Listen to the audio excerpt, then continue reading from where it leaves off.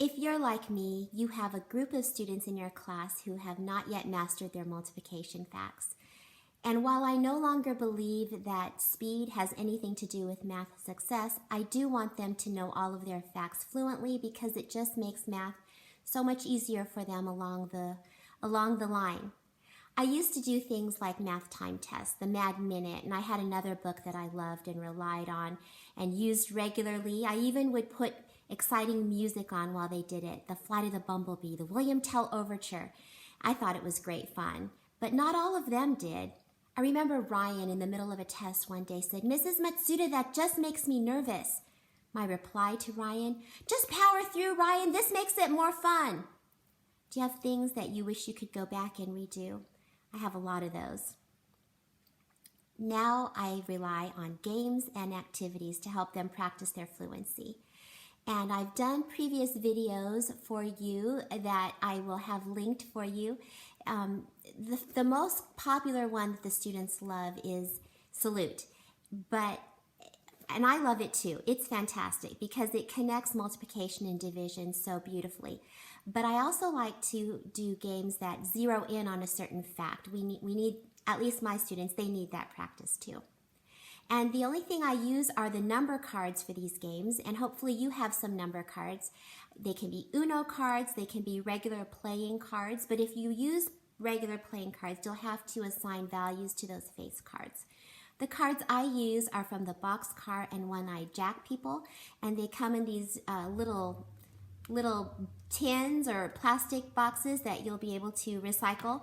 I just keep them all in a bin just like this in my classroom. It's filled up to about here. You don't ever have to shuffle. You don't ever have to keep them in little sets.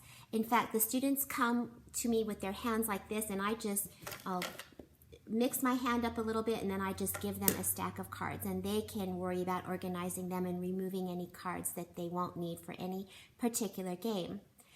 And I even, 2 years ago, well actually a year ago, may it never happen again. May we never have the Zoom debacle of 2020, a repeat of that. But I went ahead and I bought a class set of extra cards so that, heaven forbid, that ever happened to us again, I will be able to send the students home with something for hands-on math while we're apart. And I also count that as my insurance that will never happen to us again, so you're welcome. In this game, you will need just the cards, and it's a pair game, and you'll need to choose, the students will need to choose which fact they'll work on. In this case, I chose the 8s, and then they'll need a common pile. And I just made a really small common pile for our example here. And the students will take turns on flipping over the card, and everything that they turn over will be multiplied times 8. So you can see how it just really zeroes in on that 8 times table. So the first one is 7 times 8. I turned that one over, and whichever one of us says the product first gets that card.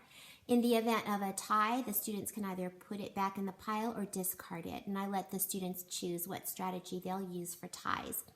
This one was the one that was always my most difficult fact growing up, and it wasn't until I realized that 5, 6, 7, 8 are consecutive that I mastered it. And so I teach my students that strategy, and I also teach them that was my hardest one. So when they come to it, and they struggle, I say, remember, it was Mrs. Matsuda's hardest one, and then they all remember. 56.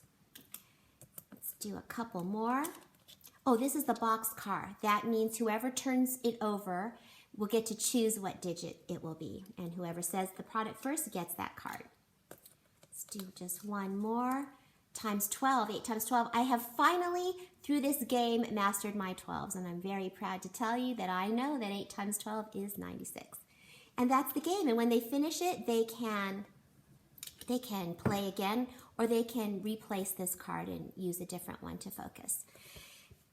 I'll often do that just before we have our lesson as a warm-up, or sometimes we'll do this game and then move into Salute, which is just double the fun.